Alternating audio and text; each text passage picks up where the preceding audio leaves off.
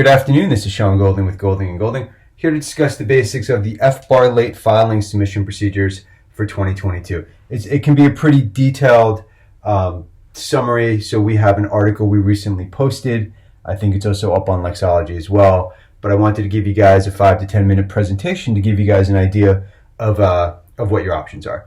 So FBAR, Foreign Bank and Financial Account Reporting, technically referred to as FinCEN Form 114, Financial Crimes Enforcement Network.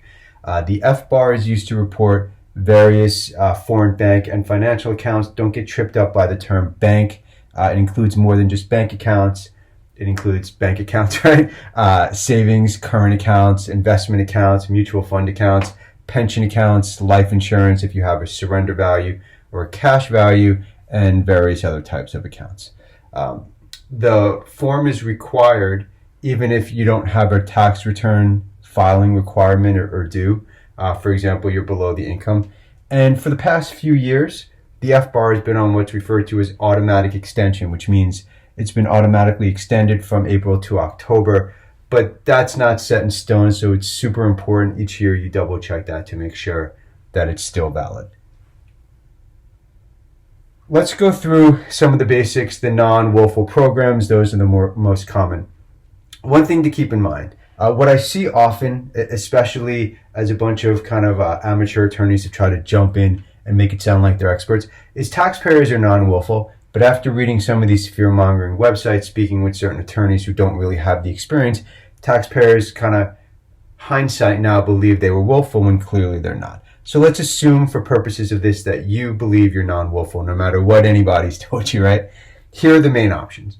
The Streamline domestic offshore procedures. That's one of the Streamline filing compliance procedure programs. You have to be non-willful. You have to file original tax returns unless they change that. Under the program, you can amend the returns to include your foreign income, assets, accounts, and investments. And if you missed any, you missed some interest income or some other U.S. sourced income, you can include that in there as well. You pay a 5% Title 26 miscellaneous offshore penalty. It's a 6-year compliance period for the foreign accounts for the FBAR. And so what you do is you look at the total unreported value for each year. You total the value on December 31st. You pick the one single year that has the highest value, and then you multiply it by 5%. Another option is something called the Streamline Foreign Offshore Procedures, and that program is for people who are considered foreign residents. They also have to be non-willful. Now, the benefit to this program is that if you qualify as a non-resident, you could file original tax returns as part of the program, and there's no penalty at all, so complete penalty waiver. Sometimes it'll be referred to as expat tax amnesty for people living abroad because there's the foreign resident requirement, and it's especially good for something called accidental Americans who may have been living overseas their whole life to wake up one day and find out unceremoniously that they are now considered an American and have to go and do some damage control. Alternatives to the Streamline program is the delinquent submission procedures, okay? There's the delinquent FBAR submission procedures and the delinquent international information return submission procedures. The delinquent FBAR submission procedures, it still seems like the IRS will waive the penalties if that's the only issue you have to go back and file.